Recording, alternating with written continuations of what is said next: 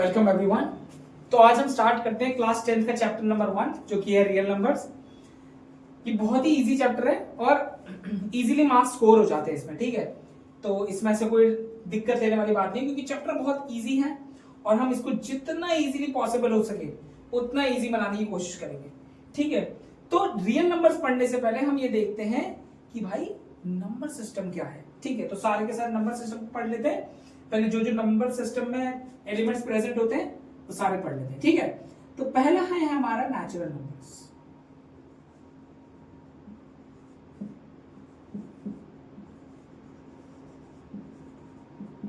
तो natural numbers कहां से स्टार्ट होते हैं? हमारे 1 से 1 2 3 4 एंड सो, ठीक है। इनफाइनाइट तक चलते रहेंगे। तो हमारे क्या हो गए? ये हो गया हमारे नेचुरल नंबर्स, ठीक है। तो अब हमारे आता है होल नंबर्स।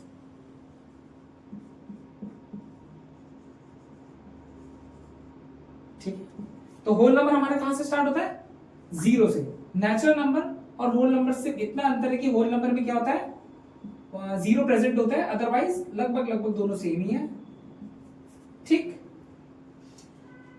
अब नेक्स्ट हो गया। अब देखिए, अब एक आपके जो एमसीक्यूज है, कुछ एमसीक्यूज में क्वेश्चन आता है कि भाई all whole numbers are natural numbers, ठीक है। तो क्या ये सेंटेंस ट्रू है फॉल्स है? तो ये जो सेंटेंस है वो एब्सोल्युटली फॉल्स है। क्यों? क्योंकि सारे के सारे होल नंबर्स नेचुरल नंबर्स नहीं है, क्योंकि ये जो 0 है वो नेचुरल नंबर में प्रेजेंट है ही नहीं। तो ये क्या हो गया? फॉल्स। अगर मैं इसके वाइस वर्सा की बात करूं कि all natural numbers are whole number, तो इट इज ट्रू, क्योंकि सारे के सारे नेचुरल नंबर्स मेरे होल नंबर से प्रेजेंट है, ठीक। अब आते हैं नेक्स्ट, प्राइम नंबर।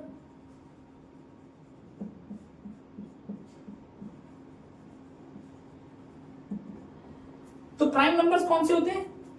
जो सिर्फ खुद के टेबल और 1 के टेबल में आते हैं, ठीक है। जो नंबर्स खुद के टेबल में और 1 के टेबल में आते हैं। जैसे सबसे छोटा जो हमारा प्राइम नंबर है तो वो है 2। बहुत से लोग 1 कहते हैं, लेकिन 1 नहीं होता है, क्योंकि 1 के टेबल में सारे के सारे नंबर्स आ रहे हैं, इसलिए हम 1 को प्राइम नंबर इंक्लूड नहीं करते हैं। तो नेचुरल नंबर प्राइम नंबर हमारे स्टार्ट होता है 2 से। 2 3 5 7 11, क्योंकि एंड सो ऑन, क्योंकि जो नंबर है 2 से 1 और 2 के टेबल में आ रहा है, 3 1 और 3 के टेबल में आ रहा है, 5 1 और 5 के टेबल में आ रहा है, एंड सो ऑन चलता रहता है, ठीक है। अगर आपसे क्वेश्चन कोई पुट अप करें which is the smallest prime number, तो आपका आंसर होगा 2, and the smallest even prime number that is also 2, ठीक है। क्योंकि आगे कोई भी ऐसा नंबर नहीं है जो हमारा इवन नंबर हो, ठीक है ना। अब आते हैं कॉम्पोजिट नंबर।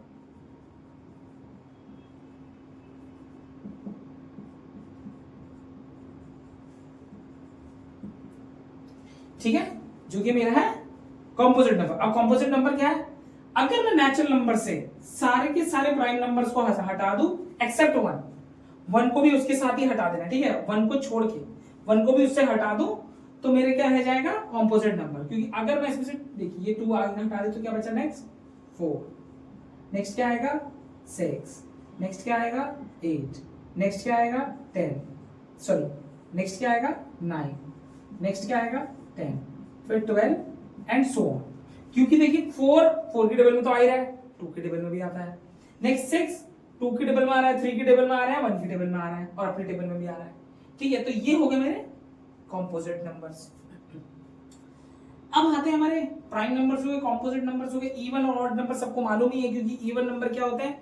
जो 2 से डिविजिबल हो जाते हैं। ऑड नंबर क्या है? जो 2 से डिविजिबल नहीं हो पाए, ठीक है।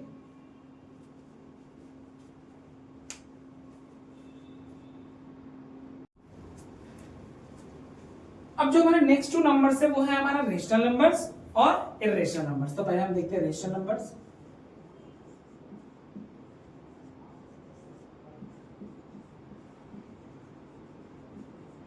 देखो रेशनल नंबर्स क्या है? रेशनल नंबर्स वो नंबर्स है जिनको मैं P अपॉन Q के फॉर्म में रिप्रेजेंट कर सकता हूं। पहले डेफिनेशन लिख लेते हैं। The numbers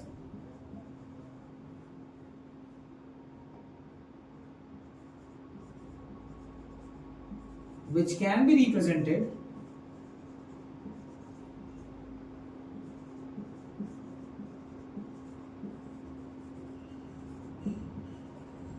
in the form P upon Q, where P and Q are integers and Q is not equal to 0. ठीक है, रेशनल नंबर से एक कंडीशन रहती है कि भाई जो Q होगा वो 0 नहीं होगा. अभी मैं एक्सप्लेन करता हूं उसका रीजन कि Q 0 क्यों नहीं लेते हैं हम. ठीक है, तो एग्जांपल से देखते हैं पहले. तो पहला एग्जांपल है मेरा 5/7. तो जो मेरा ये 5 है पॉजिटिव नंबर है, तो कि मेरा ये इंटीजर हो गया. 7 है, ये भी मेरा पॉजिटिव नंबर है, इंटीजर हो गया, तो ये रेशनल नंबर है. ठीक. नेक्स्ट -2/5, नेगेटिव नंबर -2, तो ये और नीचे 5, तो integer upon integer is a rational number. Next 5, अगर सिर्फ इंडिविजुअली 5 लिखा है तो जिसके नीचे कुछ नहीं होगा उसके नीचे क्या होगा 1. क्या 5 मेरा इंटीजर है? यस. क्या मेरा 1 इंटीजर है? यस. तो integer upon integer is a rational number. अब नेक्स्ट क्वेश्चन आता है, is 0 a rational number? Is 0 a rational number? अभी मैंने बताया जिसके नीचे कुछ नहीं है उसके नीचे क्या है 1, उसके नीचे 1 लिख देते हैं. क्या अब ये P अपॉन Q के फॉर्म में है? 0 मेरा इंटीजर है, डेफिनेटली इंटीजर है. 1 मेरा इंटीजर है, तो integer upon integer is a rational number.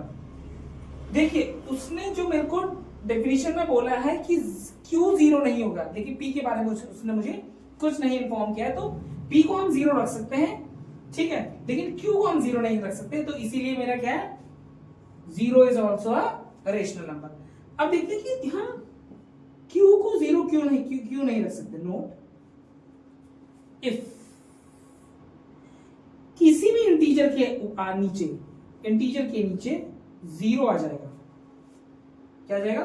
0 आ जाएगा. जब कहीं भी डिनोमिनेटर में 0 आ जाता है तो आंसर मेरा कितना आ जाता है? Not defined.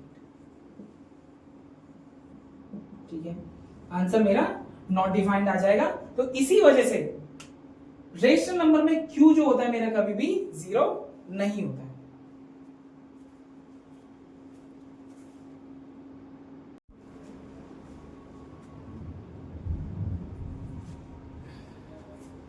अब आते हैं हमारे इर्रेशनल नंबर पे. तो इर्रेशनल नंबर वो नंबर होगा जिनको मैं P अपॉन Q की फॉर्म में रिप्रेजेंट नहीं कर सकता. ठीक है, अब आते हैं इर्रेशनल नंबर.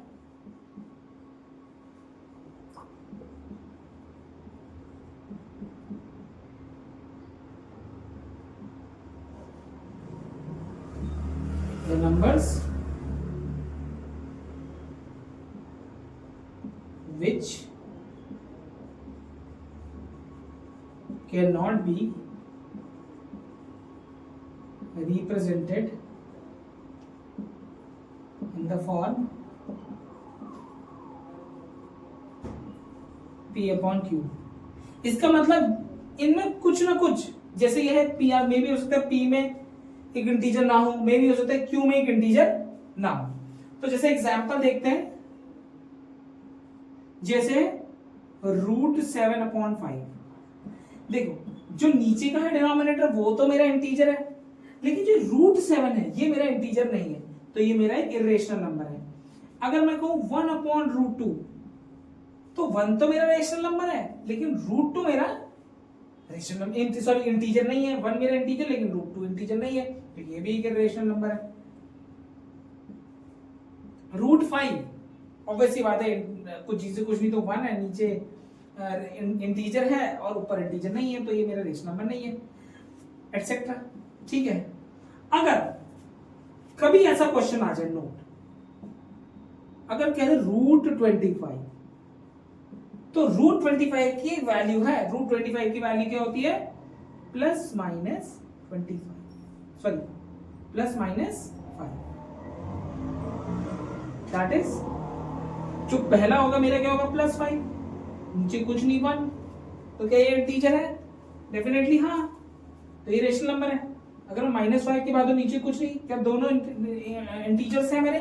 हाँ मेरे दोनों इंटीजर्स हैं, तो ये दोनों भी रेशनल नंबर हो गए। इसका मतलब अगर रूट में कोई ऐसी वैल्यू आ जाती है जो किसी नंबर का स्क्वायर हो, तो वो मेरा क्या होगा, रेशनल नंबर होगा, ना कि इरेशनल।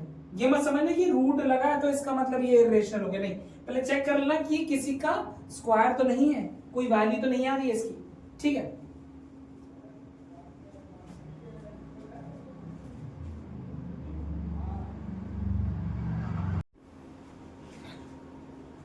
अब हमारी एक थ्योरम आती है, थ्योरम 1.1, जो कि फंडामेंटल थ्योरम ऑफ अरिथमेटिक, जो कहती है कि हर एक जो कॉम्पोजिट नंबर है वो क्या है, प्रोडक्ट है किसका, प्राइम नंबर्स का। जो क्या है, प्रोडक्ट है प्राइम नंबर्स का। देखिए एक एग्जांपल से देख समझते से, जैसे क्या मेरा है 152, ठीक है, तो 152 के मेरे फैक्टर्स क्या होंगे, प्राइम फैक्टराइजेशन करते हैं इसका 152, इसका मतलब सिर्फ और सिर्फ प्राइम नंबर्स का यूज करूंगा मैं, ठीक। तो 2 7 6 2 3 8 2 1 9 19, सिर्फ प्राइम नंबर्स का यूज किया मैंने, ठीक है। तो ऐसा नहीं कि मैं यहाँ पर मुझे पता चल रहा है कि 4 से डिवाइड होता है, 4 से डिवाइड करूँ, तो नहीं, सिर्फ और सिर्फ प्राइम नंबर्स का यूज करूंगा। तो 152 कैन बी रिप्रेजेंटेड एज 2 की पावर 3 एंड 19, ठीक। तो मेरा इसका प्राइम फैक्टराइजेशन होगा। इसका मतलब कोई कंपोजिट नंबर में किस तरीके से रिप्रेजेंट कर सकता हूं, प्रोडक्ट ऑफ प्राइम नंबर्स, ठीक है। तो यही मेरी थ्योरम 1.1 कह रही है, ठीक है ना।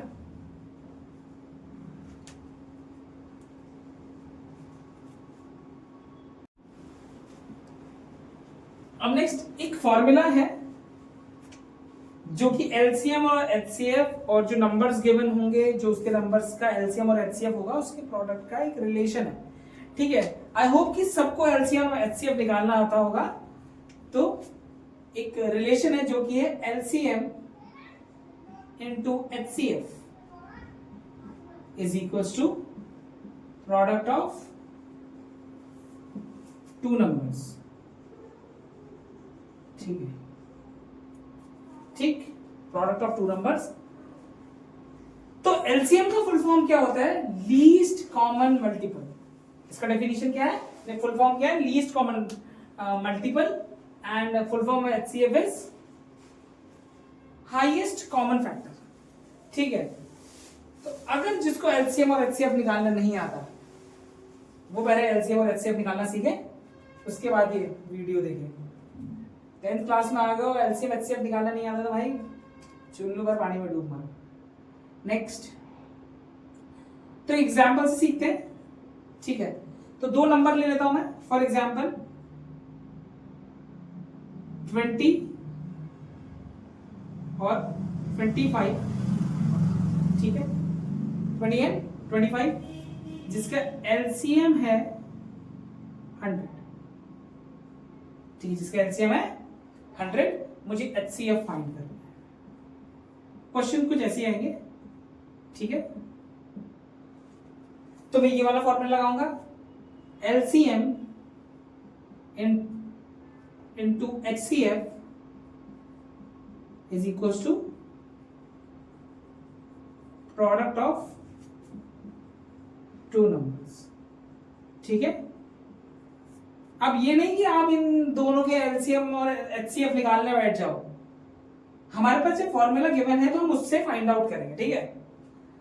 तो एलसीएम मेरा कितना है 100, एचसीएफ मुझे पता नहीं, तो उसको एचसीएफ रख देते हैं। मेरा पहला नंबर क्या है 20 इंटू 25, ठीक है। HCF is equal to 20 into 25 upon, ये 100 या मल्टीप्लीकेशन में था, डिविजन में आ जाएगा। 25 1 जा 25 4 जा 4 1 जा 4 5 जा, तो एचसीएफ मेरा कितना आ गया 5, ठीक है। एचसीएफ मेरा कितना आ गया 5। तो ट्राई करा करो मैक्सिमम कि विदाउट डिविजन करें, मतलब ऐसे ही माइंड में डिवाइड करने की कोशिश करा करो, ठीक है। क्योंकि जितना जल्दी आप इसको माइंड में डिवीजन करोगे, डिवाइड करोगे, उतना आपका टाइम सेव होगा बाकी क्वेश्चंस करने के लिए। ये नहीं कि आप डिवाइड करने बैठ जाओ, आपको ब्रेन में डिवाइड करना आना चाहिए जितना इजीली पॉसिबल हो सके। तो आपको इसके लिए प्रैक्टिस करनी पड़ेगी, जिससे आपके लिए वहां बोर्ड में काफी टाइम बच जाएगा। ठीक है, तो अभी आपकी एनसीईआरटी की जितने क्वेश्चन है हम उसको करेंगे। इससे पहले कि आप ये क्वेश्चन देख लें, क्योंकि ऐसे क्वेश्चन और भी है आगे।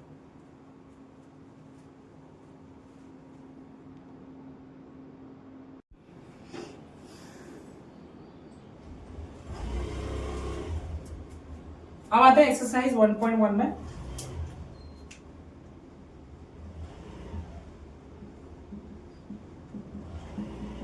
ठीक है, आज एक्सरसाइज 1.1 खत्म करेंगे।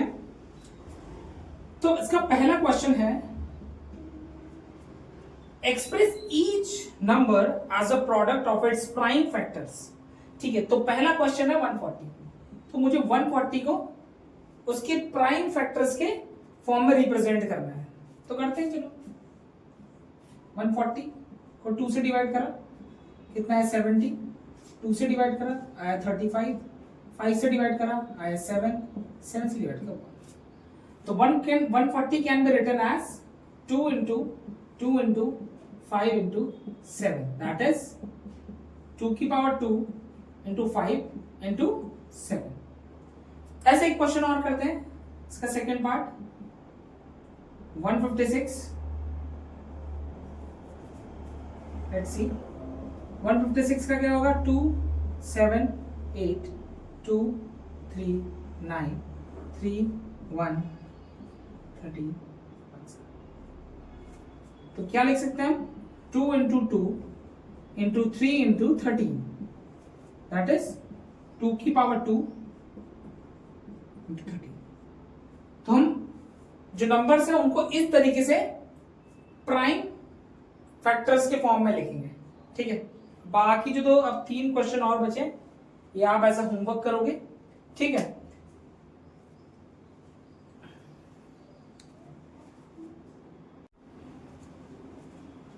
तो अब सेकंड नंबर क्वेश्चन में आते हैं, जो कि है find the LCM and HCF of the following pairs of integers and verify that the LCM into HCF is equals to product of two numbers। ठीक है, मुझे जो मेरा एक फॉर्मूला है LCM HCF और प्रोडक्ट ऑफ टू नंबर के बीच का जो रिलेशन है उसको प्रूव करना है यहाँ पर। तो मेरा पहला नंबर है, जो नंबर्स है वो क्या है, 26 and 91। ठीक है, तो सबसे पहले इनका LCM और HCF दोनों निकालना है। तो पहले इसका LCM निकाल लेते हैं, 26 and 91। तो 2 से डिवाइड करेंगे पहले 13, फिर 91, फिर किससे डिवाइड करेंगे इसको, 7 से डिवाइड करेंगे, तो कि मेरा कितना आएगा 13, 13 से डिवाइड करो 1। तो मेरा एलसीएम कितना आ गया 13, 7 से कितना हो गया 91, 91 2 से कितना हो गया 182। ठीक है, अब इसका एचसीएफ निकालते हैं। एचसीएफ अलग अलग निकालेंगे, 2 13 सा 30 1 सा 91 7 13 सा 30 1 सा। तो HCF क्या हो गया, तो कॉमन दोनों में कॉमन क्या है 13 है ना कॉमन, तो मेरा HCF कितना हो गया 13। तो अब इसको वेरीफाई करते हैं, LCM into HCF is equals to product of two numbers, product of two numbers। ठीक है, इसको वेरीफाई करते हैं। तो पहले यहां करते हैं वेरिफिकेशन, यहां पर तो एलसीएम मेरा कितना है 182 और एचसीएफ कितना है मेरा 30। ठीक है, तो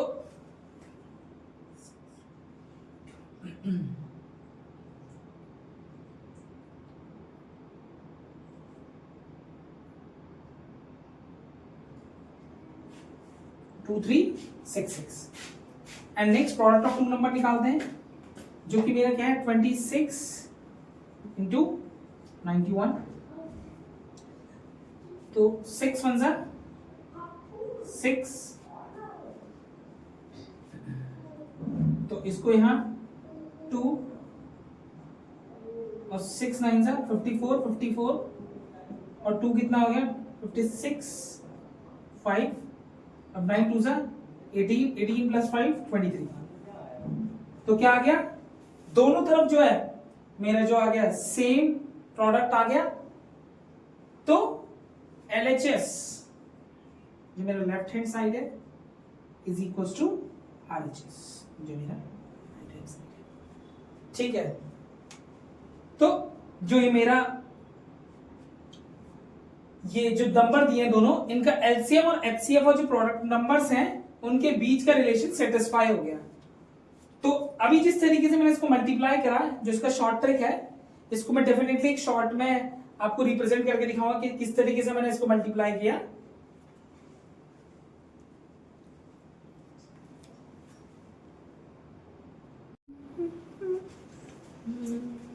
अब जो बाकी का सेकंड नंबर क्वेश्चन है 510, 92, 336, 54 वाला, वो आप ही करेंगे। मैं सिर्फ आपको एक प्रोसेस बता देता हूं, ठीक है। अब आते हैं क्वेश्चन नंबर थर्ड में, ठीक है। तो क्वेश्चन नंबर थर्ड क्या कह रहा है, find the LCM and HCF of the following integer by applying the prime factorisation method. तो इसमें क्या है, मुझे एलसीएम और एचसीएफ निकालना है, जो कि मेरा 12, 15 एंड 81, सॉरी 21, ठीक है। पहले एलसीएम निकालते हैं, 12, 15, 21।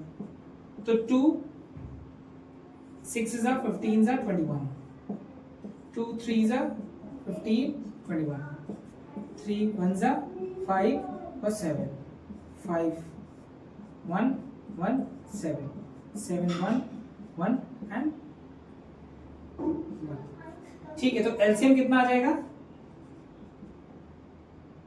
2 into 2 into 3 into 5 into 7, 2 2 is 4, 4 3 is 12, 12 5 is 60 and 67 is 420, ठीक है। तो मेरा एलसीएम कितना आ गया, 420। नाउ एचसीएफ में आते हैं, एचसीएफ मुझे तीन अलग अलग निकालने पड़ेंगे, तो जो कि है 12, 2 6 is 2, 3 is 3, 1 is। अब नेक्स्ट है 15, 3 5 is 5, 1 is and last 21, 3 7 is 7, 1 is, ठीक है। HCF जो इनमें कॉमन चीज है वो मेरा क्या है, 3 इसमें भी है, इसमें भी है एंड इसमें भी है, तो मेरा HCF कितना आ गया, 3, ठीक है। तो अब जो इनके बाकी क्वेश्चन है वो आप करोगे, तो इस तरीके से आप इन क्वेश्चंस को करोगे, एक तरीके से एलसीएम और एचसीएफ निकालोगे जब हमारे पास 3 नंबर्स होंगे। तो याद रखना, लेकिन यहां पर जो LCM into HCF is equal to product of 2 numbers वाला है वो नहीं होगा, क्योंकि इसमें 3 नंबर्स है, तो ये जो फॉर्मूला है वो यहां अप्लाई बिल्कुल नहीं होगा।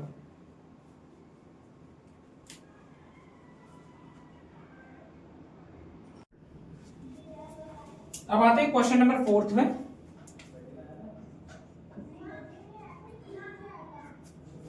इसमें हमें 2 नंबर दिए हैं, तो है 306 एंड 657।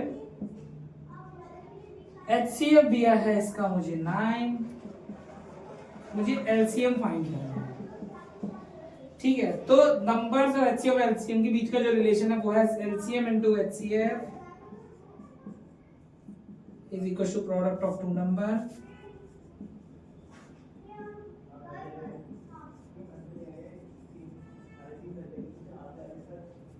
तो एलसीएम है पता नहीं, एचसीएफ है 9, प्रोडक्ट ऑफ 2 नंबर मतलब 306 into 657। तो मुझे एलसीएम निकालना है, जो कि 306 into 657 अपॉन 9, तो 9 1 जा 9 3 जा 27, 9 4 जा, तो 657 मल्टीप्लाइड बाय 34, 7 4 जा 28, 8 2 5 22 2 6 4 24 24 26 into 3 7 जा 21 2 3 15 15 और 2 17 1 3 6 जा 18 और 19, 8 3 13 1 2 2 2 2 3 8। तो इसका आंसर है 2 2 3 8। तो ये मेरा आ गया, इसका एलसीएम आ गया, ठीक है। तो मेरा 2 2 3 8 306 एंड 657 का मेरा एलसीएम आ गया, ठीक है।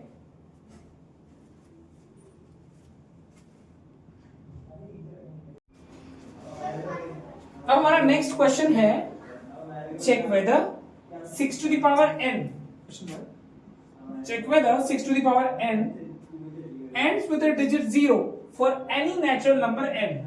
6 to the power n ये किसी भी, कोई भी पावर n की कोई भी नंबर रखो और वो n किससे जाए, 0 से। आगे से कोई मतलब नहीं कि n 0 से हो जाए, मुझे ये बताना है कौन सा नंबर n होगा जिसमें ये 0 से एंड होगा। तो सबसे पहले समझने वाली बात ये है कि किसी नंबर का जो पावर में, जब पावर के फॉर्म में हम लिखते हैं, उसके बाद वो कब 0 आता है। तो जब कहीं भी जो बेस है, बेस किसकी फॉर्म में होगा, 2 into 5 के फॉर्म में होगा। 2 की पावर n और 5 की पावर n, मतलब 2 की कोई भी पावर हो सकती है, 5 की पावर कोई भी हो सकती है। तो 2 और 5 के फैक्टर्स के फॉर्म में होगा, इसको मिटाया था, 2 और 5 के फैक्टर्स में होगा। तो क्या होगा, तब जाके मेरा नंबर 0 बनेगा, जो मेरा एंड नंबर 0 से एंड होगा। अदरवाइज कितनी भी पावर लिख लूं मैं तो वो एंड नहीं होगा। तो अगर मैं 6 को चेक करूं तो 6 के फैक्टर्स क्या है, 2 into 3, 2 तो प्रेजेंट है लेकिन 5 प्रेजेंट नहीं है।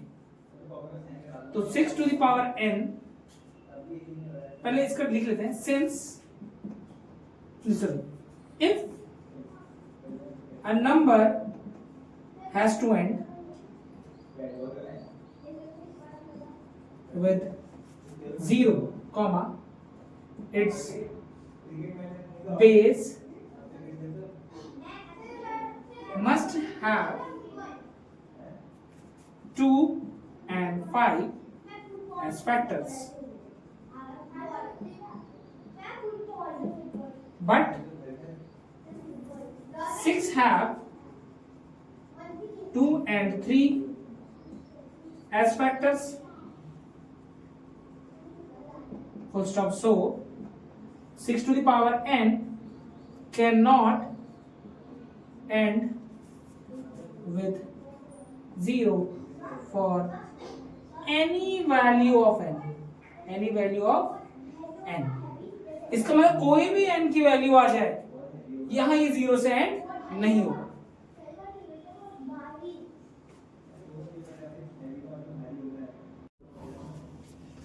अब आते हैं क्वेश्चन नंबर 6 में, जो कि है explain why 7 into 11 into 13 plus 13 एक कॉम्पोजिट नंबर है, मुझे ये प्रूव करना है। तो पहले तो ये कंप्लीट नंबर ये है, एक कंप्लीट नंबर ये है, तो दोनों में 13 कॉमन है। तो जैसे मैं 13 कॉमन लूंगा तो क्या बचेगा, 7 into 11 plus 13। तो 13 into 7 into 11 कितना हो गया, 77। 77 plus 13 कितना हो गया, 90। तो 13 into 3 into 3 into 2 into 5। तो क्या मैं इस नंबर, जो ये नंबर है, ये जो पूरा एक नंबर है, ये 13 से भी डिवाइड हो रहा है, 3 से भी डिवाइड हो रहा है, 2 से भी डिवाइड हो रहा है, 5 से भी डिवाइड हो रहा है, तो ये एक कॉम्पोजिट नंबर है, ठीक है। तो ये कॉम्पोजिट नंबर है, क्यों, क्योंकि इसके फैक्टर्स हैं, अपने नंबर को छोड़ के इसके अदर फैक्टर्स भी है, 13 भी है, 3 भी है, 2 भी है, 5 भी है, ठीक है। इसका एक क्वेश्चन और है, जो कि है मेरा 7 into 6 into 5 into 4 into 3 into 2 into 1 plus 5। LCM ले लेता हूँ, सॉरी कॉमन लेता हूँ, 5 कॉमन है, तो यहाँ क्या बचा, 7 into 6 into 4 into 3 into 2 into 1 plus 1। अगर आप देखोगे तो यहाँ ऑलरेडी इतना लंबा करने की जरूरत ही नहीं है। जैसे मुझे यहाँ दिखा कि भाई इसका एक फैक्टर 5 भी है, तो ऑटोमेटिकली ये कॉम्पोजिट नंबर हो गया, ठीक है। तो ये मेरा क्या हो जाएगा, कॉम्पोजिट नंबर, ठीक है। तो मेरा ऑटोमेटिकली कॉम्पोजिट नंबर हो जाएगा, क्यों, क्योंकि इसका एक फैक्टर क्या है, 5 आ गया है।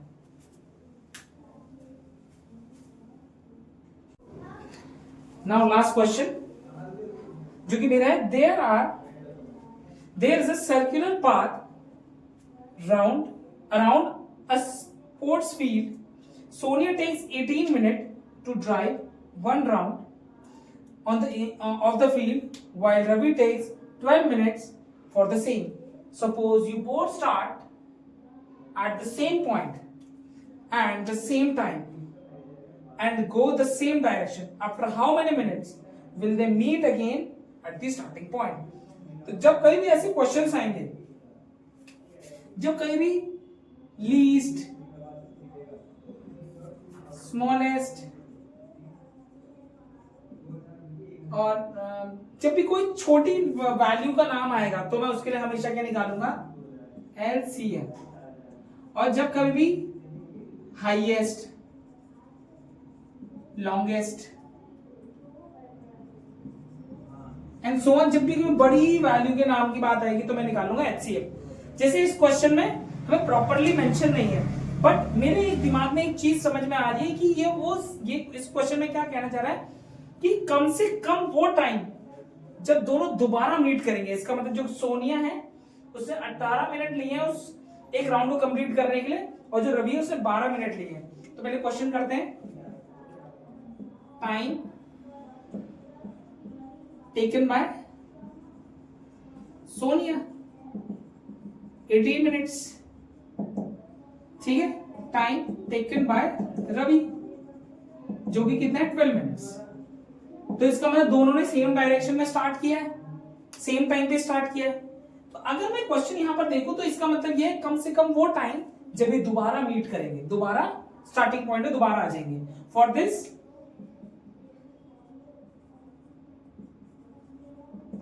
We will find LCM. तो हमें इसके लिए एलसीएम फाइंड करना पड़ेगा, कम वो टाइम जिसमें दोबारा मीट करेंगे। तो एलसीएम निकालते हैं किसका? 12 एंड 18 का। 2 6 9 2 3 9 3 3 3, ठीक है। तो एलसीएम कितना आ गया?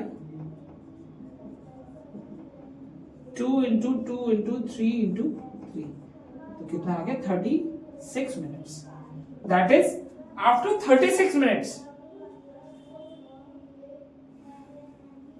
36 minutes they will meet again at the starting point. Hence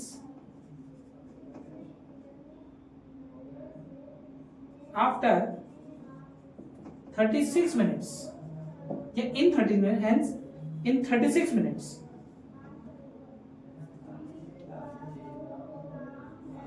they will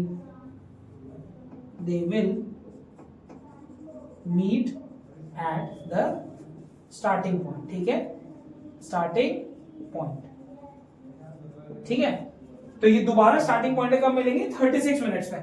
अभी एक क्वेश्चन ऐसा भी आता है, वो आपका ट्रैफिक सिग्नल वाला, कि भाई पहली लाइट ब्लिंक करती है 36 सेकंड्स में, अगली दोबारा ब्लिंक करती है 48 सेकंड में, अगली 72 सेकंड्स में, तो ये दोबारा साथ में दोबारा कब ब्लिंक करेंगे? तो इसमें भी मैं क्या निकालूंगा? एलसीएम निकालूंगा। क्यों? क्योंकि इन क्वेश्चंस में हमेशा वो क्या बात कर रहा होता है? Least time. मतलब हमें सोचना पड़ता है कि लीस्ट टाइम जब ये दोनों साथ, ये 3 की 3 साथ ब्लिंक करेगी, या ये दोनों दोबारा कब मीट करेंगे, तो इनमें लीस्ट वाला हमेशा निकालते हैं, जिसके लिए हम हमेशा एलसीएम निकालते हैं। तो आज हमने फर्स्ट एक्सरसाइज पढ़ी, नंबर सिस्टम पूरा अच्छे से एक्सप्लेन किया है। तो अब जो हमारी नेक्स्ट वीडियो आएगी उसमें हम चैप्टर नंबर 1 का सेकंड जो एक्सरसाइज है, जिसमें हमें प्रूव करना है कि जो रूट के अंदर वैल्यूज है वो इर्रेशनल है, ठीक है। So that's all.